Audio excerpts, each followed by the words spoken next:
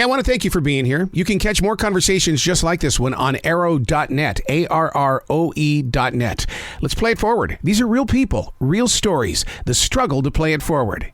Episode number 549 is with National Geo's most famous bird watcher, Mr. Noah Stryker. Hey, great. How are you? Absolutely fantastic. We got to talk about something here because I've learned a valuable thing here. My second grade teacher, even my first grade teacher, was wrong. When you have a Y, it's supposed to be a long I, not a short I, because you're Noah Stryker. That's right. It's German. Oh, is it? Okay, so there are roots to that then. Yeah, apparently it means someone who knits or weaves. And do you? Well, I suppose I weave stories. How's that? Well, I want you to know right off the bat that I am a huge bird fanatic. I have 4 birds in my house. I call them my jazz, and even though their sounds and their music do not match, they really do. Oh, I suppose they can make up some melodies on the spot. Yeah, sure, why not? Oh my God! I mean, it's like my doves will, like last night, they were singing all night long, and it's such peace to those that stay inside the home because there's just something about a bird's song that really brings things forward. Oh yeah, totally. What led you to do, to work with National Geographic with this? Because I mean, this is one of the most fascinating, down to earth. Here it is, guys, kind of a book. Well, Nat Geo got the idea for this book a couple of years ago, really, in the midst of the pandemic, because all of a sudden the world was shut down and people realized, oh, we can still go out in nature and look at birds. That's not shut down. So there's been this huge surge of interest in birding over the pandemic, this positive thing, really. People got interested in birds in ways they never have before. So this book, as much as anything, is a product of that, for all the new birders who have just come up in the world. Well, you're absolutely right about that in the way that I know that during the lockdown, while campgrounds were still open, and I know that Sesquicentennial Park in Columbia, South Carolina, they have a big connection to birding, and so many people will go to those, to take that walk, and they explain the birds that are in that area. Yeah.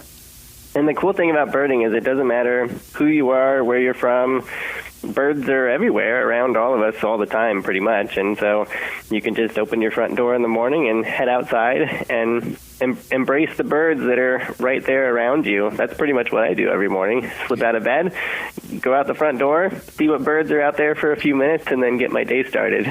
So true. That's one of the reasons why I take a transition walk every day is because no electronic devices, because I'm going out there to listen to the hawk, and I love it when you'll have a screeching hawk, and all of a sudden in the background you'll hear, and it's like, oh my God, I'm in heaven. I love these birds. Oh, just this morning, I live in Western Oregon, and it's a frosty morning out here today, and I've been listening to a pair of great horned owls that inhabits the patch of trees just upslope from our house, and I can hear the male and female calling back and forth to each other. They're having quite a discussion this morning. Hey, you being up there in Oregon, I'm going to ask you a personal question, because I was up there at the Hoh Rainforest up there in Washington, and the most elegant bird I've ever seen in my life came flying by us, and the guy goes, "That's an Oregon blue." I'm in love with the Oregon blue.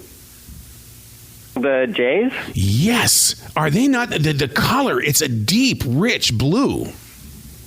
Yeah, we have Steller's jays here in the conifer forest, and they are beautiful birds. They're completely dark blue, and it fades into a black head with a big spiky crest. Yep. People get a little annoyed with them sometimes because they're jays and they're obnoxious and loud, but I really like the Steller's jays. They really like peanuts, so if you want to make friends with the Steller's jay, just put some peanuts out.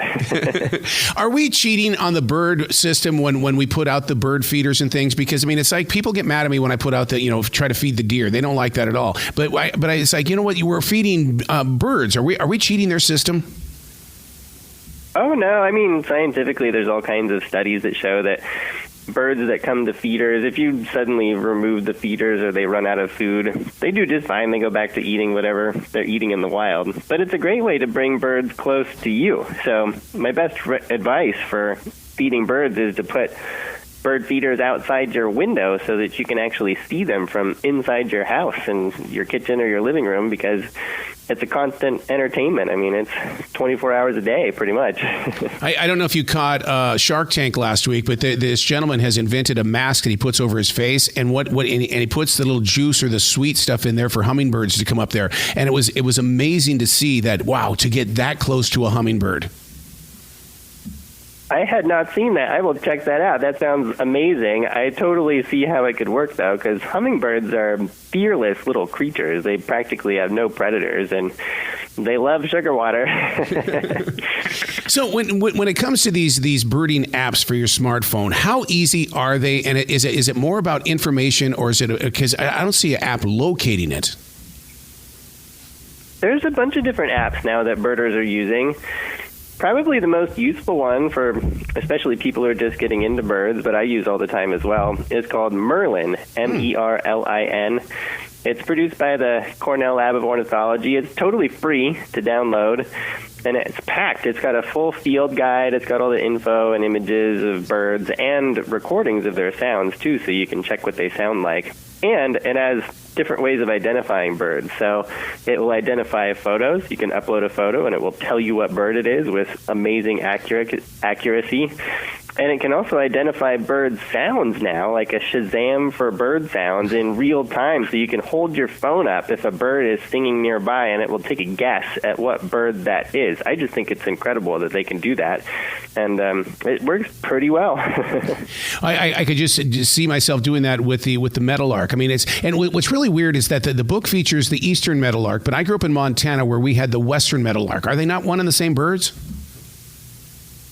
No, those are two different species. They look very similar, but the sound is quite different. The western meadowlark sings a different melody than the eastern meadowlark does. The eastern meadowlark has a really sweet, almost syrupy song, and the western meadowlark has more of like a burbling, explosive sound that you hear in sagebrush flats in the western deserts. There's even a new one, actually, just this past year. The meadowlarks in the Southwest have been split as their own species, and they're called Chihuahuan meadowlarks. So that's a new bird you'll see in field guides published starting this year. What do you personally receive as you know, as a bird lover when you have projects like this? Because to me, it takes you deeper into the story of these beautiful creatures.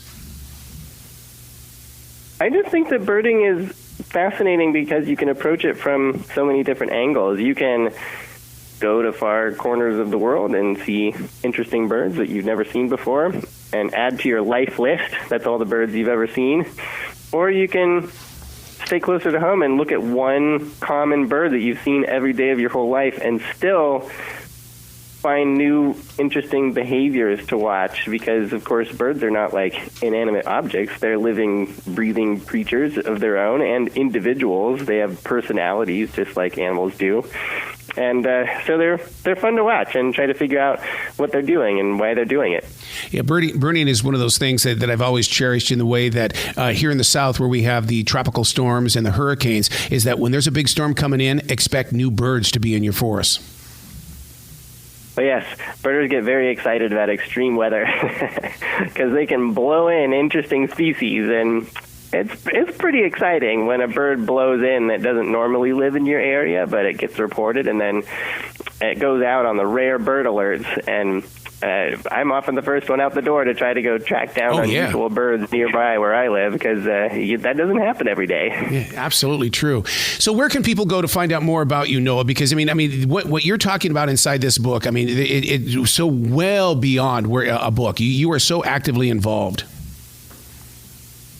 Yeah, I've been into birds since I was about 12 years old. My fifth grade teacher put a bird feeder on our classroom window and made us try to identify every bird that showed up that year. And that's what got me hooked, and it's been a slippery slope ever since then. So I just think it's pretty cool that you can make a career out of watching and studying and writing about birds. That's not something I ever really set out to do as a career. It was just something that I was interested in. One thing leads to another. So, you know what? It's interesting that you say that. You just gave me a big flashback of when I was a childhood, because you started out so young. That my favorite birds still have got to be the chickens we raised and the pigeons we had, because they started this entire journey, this love affair. Oh, Well, we raised chickens here in rural Oregon, where I grew up, and turkeys, actually. Oh, my gosh. I remember when I was little, there was this one big, Tom, mean turkey that would chase me around every time I went to try to feed him. So he was the Thanksgiving bird that year. But I enjoy birds in many ways.